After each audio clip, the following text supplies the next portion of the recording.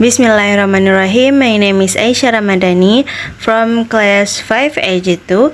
I will explain about casual conversation. So, casual conversation is commonly used a lot around those who communicate within our social interactions. People's utterance in conversations not only consist of language forms, sound structure, words, sentence, and meaning, but more than those. The utterance may perform many functions which are frequently difficult to understand if the listeners rarely listen to and use English in real contexts. Richards claims that the main skills involved in casual conversation can be illustrated by the participants knowing how to do the following functions. So, A is opening and closing conversations, B is choosing topics, C is making small talk, D is joking, E recounting personal incidents and experiences, F employing turn-taking, and G is using adjacency pairs. So, what is form? According to Boston, form is concerned with syntactic structure up to the sentence level. The arrangement of morphemes and words into the larger units of the group, clause, and finally sentence. In that regard, he also stated that form is also concerned with the syntagmatic relationship between words within clauses and sentences. The comparative degree outside the classroom is sometimes used to express something different from its propositional meaning, which is to compare. Some speakers in a casual conversation may use the form of comparative degree to convey an intention that is very far different from its propositional meaning. For example, teacher is asked to the student, "Which one of us is taller, John?" And John answers, "You are taller than I am." The student's answer to the question is expressed because the student acknowledges that the teacher's body is indeed taller than his body in language form. And the second example is father told his son that get the books down off the shelf, and son's answer, you're taller than I am." The son is expressing a particular intention behind his utterance, refusing to comply with his father's comment by using the comparative degree adjective. "You are taller than I am." So the comparative degree does not always function to compare language form, but it can also function as a refutal of rejection of comment in language function.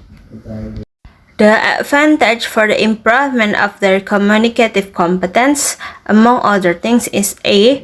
They will be able to recognize what type of communication, or formal or informal, match the situation. And B is they will be able to identify the types of utterance used by native speakers under certain conditions, formal or informal. If they have to speak under a familiar condition some other time, the student will be able to use the expression because they have known how someone else speaks in that situation. In this regard, the advantage of the discourse analysis for English language teaching that language teachers could obtain from the analysis results of the casual conversations are: A is using the discourse sequence as a pattern when the teacher needs to compile conversational-based teaching material, in which the utterance in the conversation materials are sequenced by using the exchange structure. B is use the utterance from the data as natural language expressions that can be used to perform particular functions in the conversation materials. C is use the internal structure to determine tones in the conversation. Speaking as transactional discourse or discussion.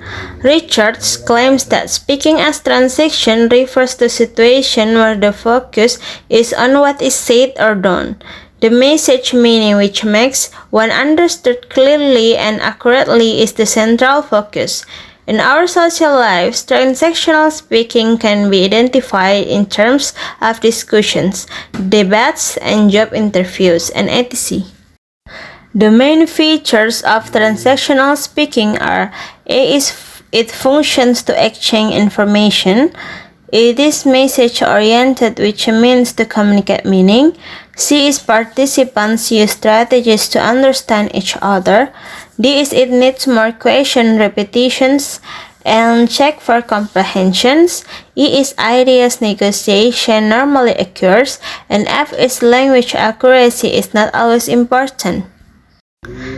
The skills can be classified into the abilities of the participant to A is explain a need or intention, B is describe something, C is ask question, D is ask for clarification, E is confirm information, and F is justify an opinion. G is make suggestions, H is clarify understanding, I is make comparisons, G is agree and disagree. Based on the analysis of the transactional discourse, it can be concluded that transactional spoken discourse has a discourse pattern that consists of three components also found in interactional spoken discourse. First is initiations, or I, response, or R, as well as follow-up, or F. However, a follow-up seems like an option in the transactional spoken discourse, since many English native speakers tend to simplify their speech when they interact with other people. Performance speaking discourse or public speaking. Performance speaking is a type of spoken discourse that is aimed at transmitting information in front of an audience, commonly delivered in the form of monologue rather than dialogue, such as classroom presentation, public announcements, lectures, as well as speech. When a speaker is speaking before an audience, the speaker often uses formality which is closer to written than interpersonal spoken language. Many people deem that performance speaking is very difficult to do for two main reasons. The first is speaking in front of a group of people requires high self-confidence in order to be able to handle their anxiety or stage fright when making a speech or a presentation to the audience. While not all people have high confidence, they have to practice speaking in public over and over to grow the high confidence. The second is public speakers are required to make effective speech when speaking in public deals with the discussion of how to make an effective public speaking. Therefore, they need to know A is how to select an appropriate topics for a speech. B is how to use communication strategy when making a public speaking. C is how to employ generic structure of an effective speech. D is how to speak in public by using appropriate language in terms of appropriate expressions and grammar for some particular functions as commonly available in public speaking. Richards proposed some main skills of speaking that a public speaker needs to be able to involve in using speaking as performance effectively. A is using an appropriate format, B is presenting information in an appropriate sequence, C is maintaining audience engagement, D is using correct pronunciation and grammar, E is creating an effect on the audience, F is using appropriate vocabulary, G is using an appropriate opening and closing.